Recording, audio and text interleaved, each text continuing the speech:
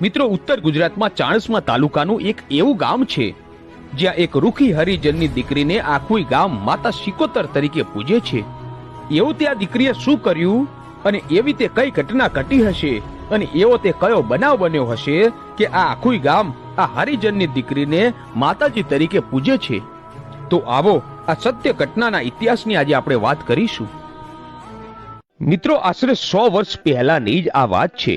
પાટણના ચાણસ્માની બાજુમાં ગોરખવાડા ગામ આવેલું છે અને આ ગામમાં રબારી દરબાર અને પટેલો રહેતા અને ગામની છેવાડે એકમાત્ર રૂખીનું ઘર હતું અને આ રૂખીના ઘરમાં ધના બાપા વાઘેલા અને એમની એક દીકરી જેનું નામ ડાઈ, આમ બાપ અને દીકરી બંને રહેતા.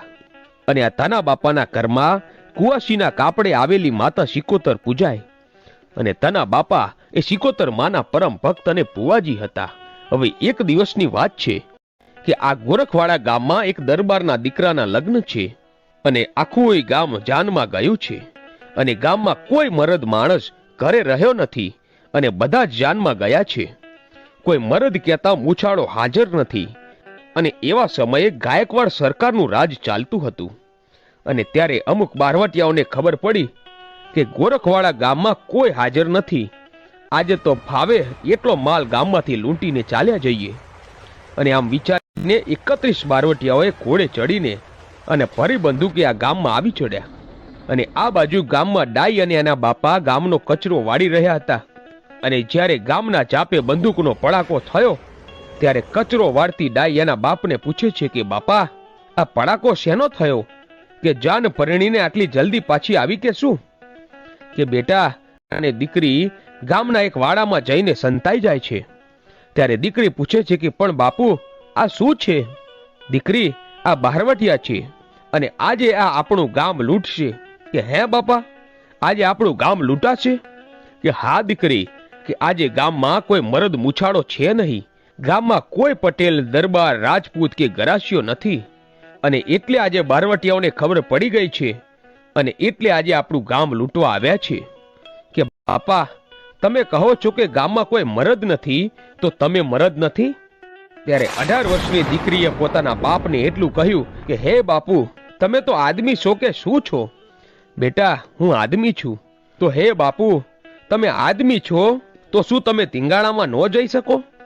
જો બાપુ તમે આદમી હોય અને આપણું ગામ લૂંટાતું હોય અને ગામના પડકે ઢાલ બનીને ઊભા ના રહી શકો ને, તો તમે આદમી ન કહેવાઓ અને જે તિંગાણે ચડે એ જ મારો બાપ કહેવાય. આમ બારવટિયાઓને જોઈને વાડામાં સંતાઈ જાય એ મારો બાપ ન હોય. કે બાપુ, આજ પછી મારી સામે એવું ન કહેતા કે તમે મારા બાપ છો. આ વાડામાં ઓઠા લે એ મારો બાપ ન હોય.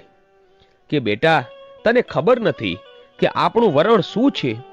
આપણે એક રૂખી છીએ, આપણે હરિજન કહેવાઈએ. કે બાપુ, એ તો બધા બહાના છે.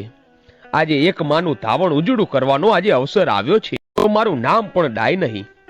અને પછી દીકરીએ માતા શિકોતરનું નામ લીધું અને હાથમાંથી સાવરણો ફેંકી અને બાપ અને દીકરી બંને શિકોતર માના મઢે આવે છે. અને પછી શિકોતર માના મઢમાં આવી દીકરીએ કપાળમાં કંકુનો ચાંદલો કર્યો અને શિકોતર માના મઢમાં જે તલવાર પડી હતી એ તલવારને હાથમાં લીધી અને પોતાના જમણા અંગૂઠેથી તલવારનો ઘા કરી અને જેવા લોહીના છાંટા ઉછળ્યા એ પોતાના બાપના કપાળે લોહીનો ચાંદલો કર્યો અને શિકોતરનું જે નાળિયેર પડ્યું હતું એને ચૂંદડીના છેડે બાંધી દીધું અને પોતાના બાપને કહ્યું કે હે બાપ, આજે તમારે તલવાર નથી પકડવાની, પણ આજે તમારે ઢોલ વગાડવાનો છે. કે બાપુ, તમે કોઈક લોકોના માટે ઢોલ વગાડ્યા છે, પણ આજે તમે સુરાતનનો ઢોલ વગાડો અને ઢોલ વગાડતા વગાડતા આગળ ચાલો અને તમારી આગળ તમારી દીકરી આજે ધીંગાણે ઉતરશે. અને બાપુ, આજે જો 31 માથા શ્રીફળની જેમ ન વધેરી નાખું તો મારું નામ ડાય નહીં.